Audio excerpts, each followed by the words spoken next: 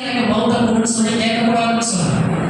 மௌத்த கேட்கறத தடை செஞ்ச இந்த மார்க்கம் சப்போஸ் மௌத்த கேட்கறதா இருந்தா எப்படி கேட்கலாம் அப்படின்னா, ஏன்னா மதீனால மக்கா மதீனாவுடைய மண்ணுல மௌத்தாவக்கூடிய வாய்ப்பு பொருள் சொல்லி துவா கேட்கறதுக்கு மார்க்கம் அனுமதி கொடுக்குது. இன்னொரு பக்கம் பாருங்க, வரலாற்று ஆசிரியர்கள் இப்படி கூட ஆராய்ச்சி பண்ணுவாங்க, மக்கா சிறந்ததா மதீனா சிறந்ததா?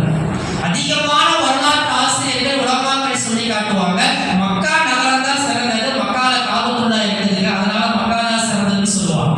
அல்லாமா சியூதி ரஹ்மத்துல்லாஹி அவங்க தன்னுடைய கிதாபுல பதிவு செய்வாங்க, மக்கா நகரம் உண்மையிலே சிறந்தது, ஆனால் நபி ஸல்லல்லாஹு அலைஹி வஸல்லம் அவருடைய கபர் எந்த இடத்துல இருக்குதோ அந்த ரவுலா ஷரீஃப் இருக்குல்ல, ஹஜ்ஜுக்கு போனவங்களை கூட்டா நம்ம கேட்டா சொல்லுவாங்க, நபி அவர்களுடைய கபர் மன்னரையிலிருந்து அந்த மதீனத்து மிம்பர் படி வரைக்கும் இடையில இருக்கக்கூடிய அந்த ரவுலா ஷரீஃப் இருக்குல்ல, இந்த இடம் இருக்குது இல்ல, இது மக்காவை விட கண்ணியமானது, அந்தஸ்துல உயர்ந்தது.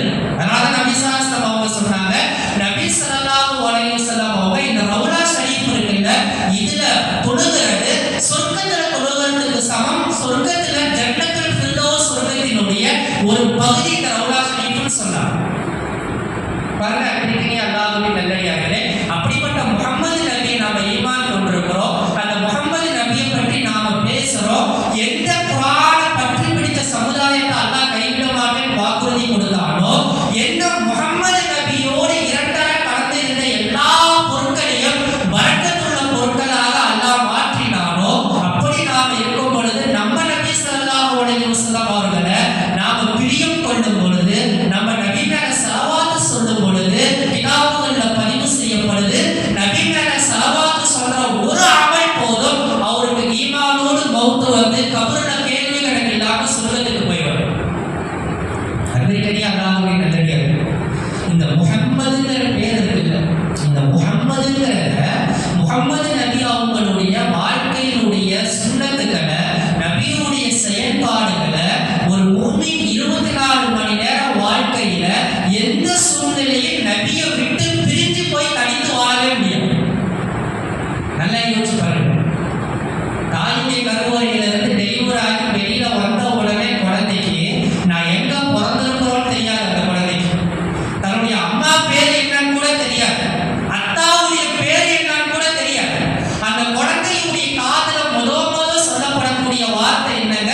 அஷ்ஹது அல்லா இலாஹ இல்லல்லாஹ் வ அஷ்ஹது அன்ன முஹம்மது ரசூலுல்லாஹ். வணக்கத்துக்குரியவன் அல்லாஹ் தான், முஹம்மது நபி அல்லாஹ்வுடைய தூதரா இருக்கிறார். பிறகு துன்யாவுடைய விஷயங்கள் எதுவுமே நம்முடைய மூளையில உள்ளத்துல ஏறுவதற்கு முன்னாலே நம்முடைய காதுல சொல்லப்பட்ட வார்த்தை, காதுல சொல்லப்பட்ட பேரு முஹம்மது நபியுடைய பேர். அதனாலதான் நம்ம எல்லாரும் துவா கேட்கிறோம்ல, மௌத்த ஆனாலும் கூட முஹம்மது நபி அவங்களை தெரிஞ்சாதான் கபர்ல இடட்டும். ஹதீஸ்ல எப்படி சொல்லுது பாருங்க, ஒரு மனுஷன் மௌத்தாயிட்டாருன்னா ஜனாசா கஃன் துணி இடப்பட்டு அந்த ஜனாசாவை கொண்டு போய் கபர்ல வைத்த உடனே ஒரு முழு ஒட்டகத்தை அறுத்து அதனுடைய இறைச்சிகளை பங்கீடு செஞ்சா எவ்வளவு நேரம் ஆகுமோ அவ்வளவு நேரத்துக்குள்ளார மலக்குமார்கள் கேள்வி கணக்குடைய விசாரணை ஆரம்பிச்சிடறாங்க. அழகாக நபி ஸல்லல்லாஹு அலைஹி வஸல்லம் அவங்க சொன்னாங்க, உங்களில் ஒருவர் மரணித்து விட்டால் ஜனாசாவை கபர்ல வச்ச உடனே ஓடி வந்துறாங்க. சிறிது நேரம் அவர்கிட்ட தனிமையில இருந்து அவருக்காக வேண்டி அல்லாஹ்ட்ட துஆ செய்யுங்க.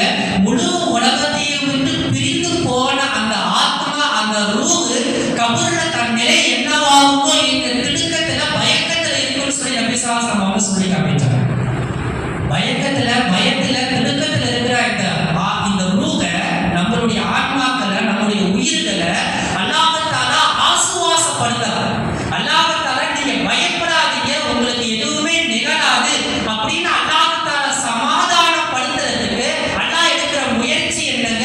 நபி ஸல்லல்லாஹு அலைஹி வஸல்லம் உடைய முகத்தை அந்த மனிதருக்கு முன்னால திரையில்லாம நேராக காண்பிக்கப்பட்டு அந்த மனிதரை பார்த்து கேட்கப்படும், இந்த முஹம்மது நபி இவருடைய விஷயத்துல நீ என்ன சொல்லிக் கொண்டிருந்த, நீ என்ன நம்பிக்கை வச்சிருக்கிறன்னு சொல்லி கேட்கப்படும்.